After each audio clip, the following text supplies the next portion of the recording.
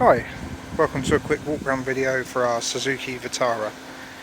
This is a nice low mileage car and looks in real life exactly how you'd expect a 48,000 mile car to look. All really neat and tidy, up together, paintwork's great, doesn't look to have had any, unoriginal paint. It looks like all the original paint, doesn't look like there's been any accidents or anything like that, it's all HPI clear. We took this one in Part X, drove it back from quite a distance, about 3 hours away I think it was, and drives without fault. So, a couple of minor little stone chips and bits and bobs, as you expect with any car that's been on the road, but nothing that I really need to bring your attention to. So I'll go around and show you what there is and isn't, and we'll go from there. So like a nice light gunmetal grey type paintwork. You've got the LED daytime running lights down here. These are halogen lights, not xenon ones, and then it's got the fog lights down here. I've got the aircon running, that's why the fan keeps cutting in and out there. 17-inch wheels, these are absolutely immaculate. We've not had them refurbed, but they look to me to have been recently done. They are almost identical to the bodywork, a gunmetal grey type colour. Panels are all nice and straight, no big dents or dings or scratches to point out. Tyres all look good too. I think they're Continental. Is it a matching set all round? No, that's a more budget tyre on the front, Continental on the back.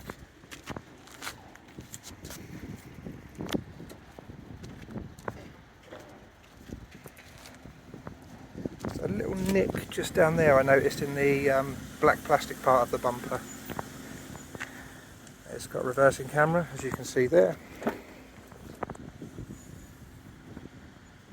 Nice and tidy in the boot. The parcel shelf is present.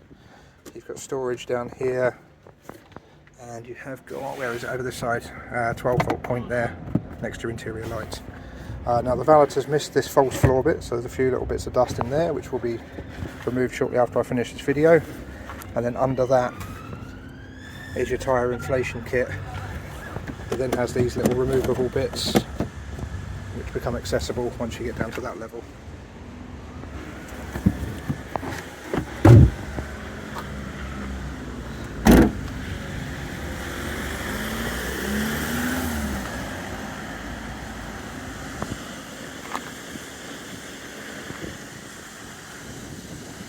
Show you the roof while we're here.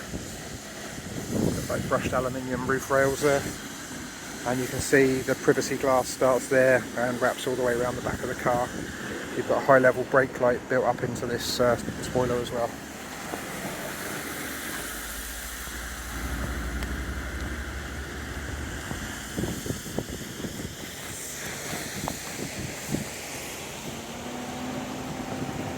So there they are. Overall, really tidy outside.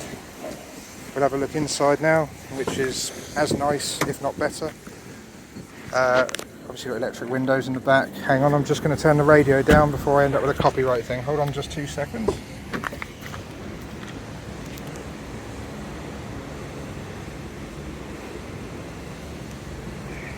Thank you. Alright. So where was I? So we've got electric windows in the back, along with cup holders down there, and child locks just up here. It's like a two-tone black cloth with a pattern centre. You've got your ISOFIX for the 2 outer rear seats, not for the middle one though.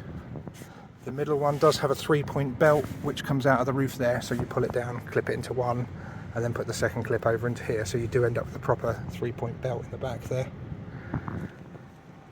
Good bit of legroom in the Vitara. It's not a huge SUV, but it still does offer really good legroom. I'll take you around the other side, which is obviously much the same, but just so you've got the full picture. Seats all in fantastic order, all the headrests are present. You've got your grab rails up there, and then that lighting is accessible for the rear passengers there, so 2 lots of lighting. Moving into the front now, we'll go to the passenger side first. Electric windows in the front as well, of course. Deactivation switch for the airbag for this seat. It doesn't have isofix points though, so you just be manually, with the belt obviously, fixing a car seat that's rear facing in there. Or front facing if you turn the...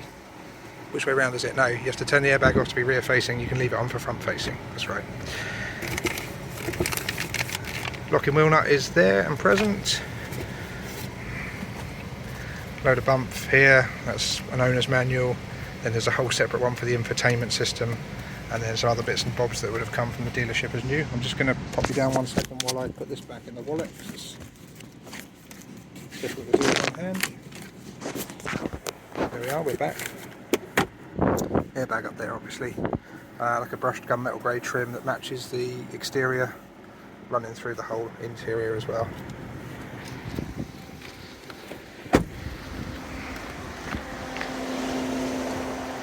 Stuttering my words a bit. I haven't done one of these for a few weeks, so it's takes a little bit of getting back into.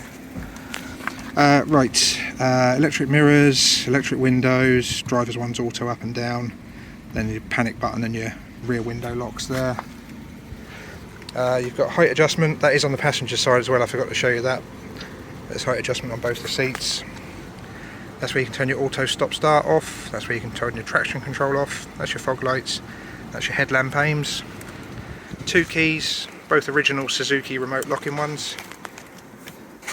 I'll jump in now, should be able to hear me a bit better now we don't have all the ambient noise from outside. I'll turn the fan down as well. I've had the aircon on, that is blowing lovely and cold, so it's nice and cool in here. Now this display is not flickering, it's just an LED. It looks like it stopped flickering now, doesn't it? Because a phone camera then matches up with the refresh rate. You see if I do that, it starts doing it again. 48,821 miles, so lovely miles for the year. You've got your wipers there, you've got your lights there, got a multi-function steering wheel, so all your volume and audio modes are there. I'm just going to give the lens of the camera a little wipe off. That's marginally better, isn't it? Cruise control over here, telephone buttons here, and obviously you've got an airbag as well. But a nice chunky feel to the steering wheel. Your heater vents are up here with a little Suzuki brand in the middle. Infotainment system here, so it's got DAB radio as well as regular radio. Link your phone up here. All the information then goes into these little boxes once it's linked up. Navigation says no navigation data. That's because for whatever reason the little SD card that goes in there hasn't come with it. I'm going to order one of those up on eBay in the second. I'll make sure I order the newest maps so you'll have the most up-to-date maps possible, and then that will spring into action, so don't worry about that. It's a really common thing. I don't know what happens to the SD cards. Probably get taken out and sold to me on eBay. That's probably what happens with them. The aircon is there, so that's climate control. Like I say, it's blowing lovely and cold. You've got a 12 volt point there, USB point there, a couple of little shelves, 5-speed manual gearbox, coin holders, cup holders, little cubby hole for use by the rear passengers, normal handbrake, not an electric one. You've got, I don't know how well we can make them out with the sunlight, but there's airbags up there. You've got illuminated vanity mirrors, lighting controls to the front. Looks like a bog standard rear view mirror, not an anti-dimming one. And I think that about covers it.